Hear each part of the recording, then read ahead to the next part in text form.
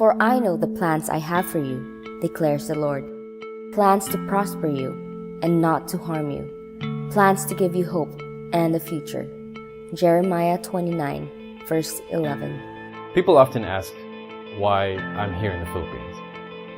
And I'm always hesitant to answer because the answer always carried with it one of my biggest burdens. That burden was always that feeling of never really belonging anywhere. My story begins in 1982. My parents brought me to the United States when I was 5 years old. And for the most part, everything was normal. I went to school, I studied hard because that's what my parents told me to do.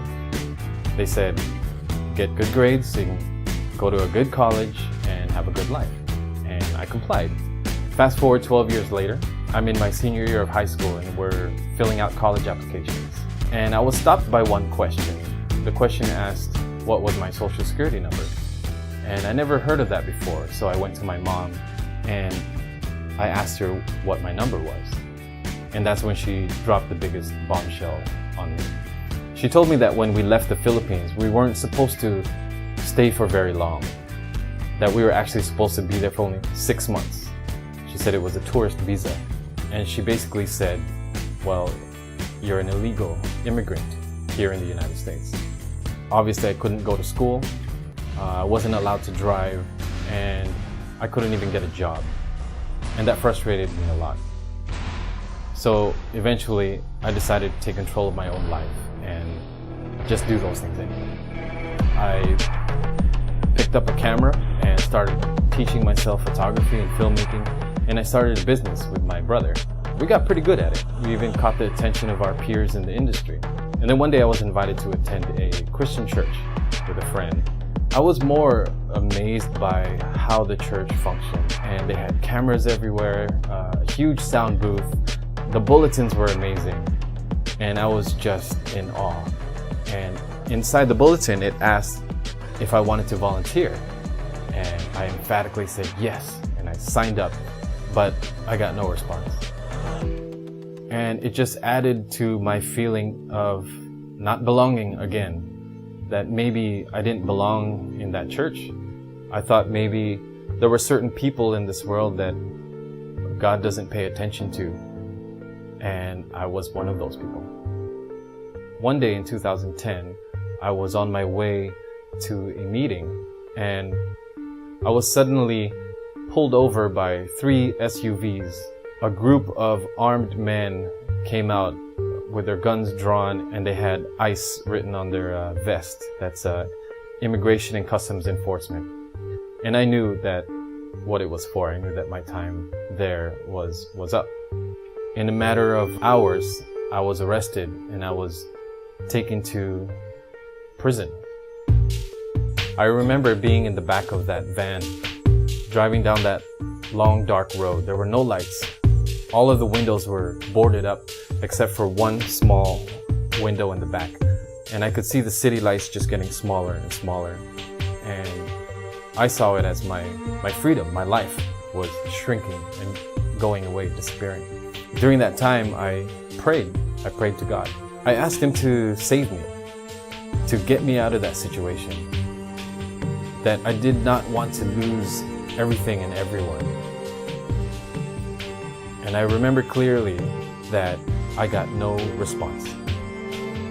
And at the time, that's what made me think, yep, He's not paying attention to me at all. So I was in jail for 5 weeks. And while I was there, the whole time, I was just getting angrier and angrier. Every day that I sat there. I remember being so angry that I wrote my parents a letter. I told them how much they failed as parents. They failed me, that everything they told me growing up was a lie. And I also remember being angry at God for letting all of these things happen to me. You know, for the most part, I was a good person. But still, He was taking me away from the only home that I knew. So the next time I saw freedom, it was in February 2010, and I was flown into Manila. And at first I was excited. I was thinking everyone was saying I was going to go home. So I thought, okay, well, maybe this is the time when my life will change. But as soon as I got here, I realized that this was not my home. That I was even more foreign in this home. I decided then that I did not want God to be a part of my life because He also let me down. And then I met Em, my wife now. We were two broken souls together who really didn't want much to do with church. We had a lot of baggage, and we both agreed that we'll take control of our own lives. And obviously that didn't help us out very much. I remember in 2015, we would be arguing a lot. And a friend of mine sat me down and just asked me, "How's your year been so far?" Normally I would just tell them, fine. But for some reason, something urged me to just spill everything out. Told him all my frustrations. Little did I know that this friend was discipling people. He opened up the Bible and he started to read me a story. And this time I listened. I listened intently because I was just in desperate need of hearing something, an answer.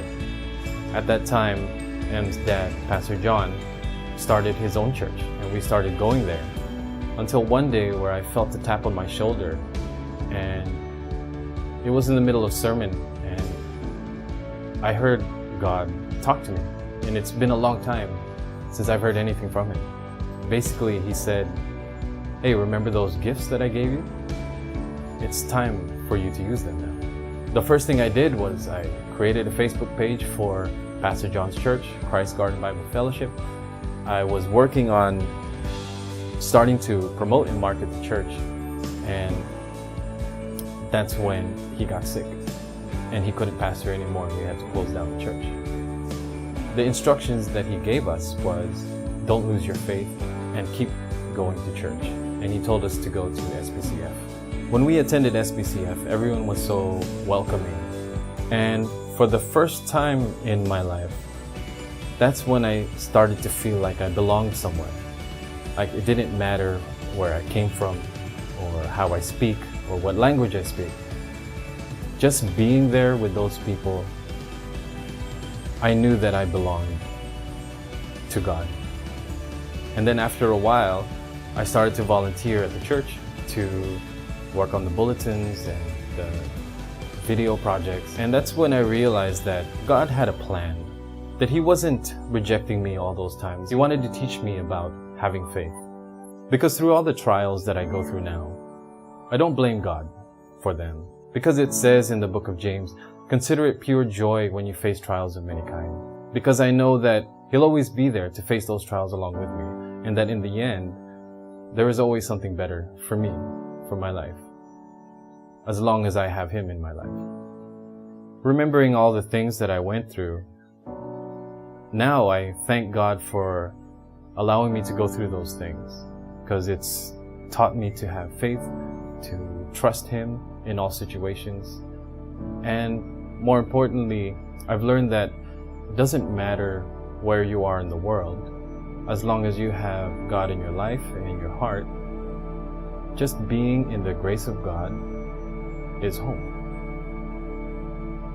My name is Chris Dumlao, and this is my testimony.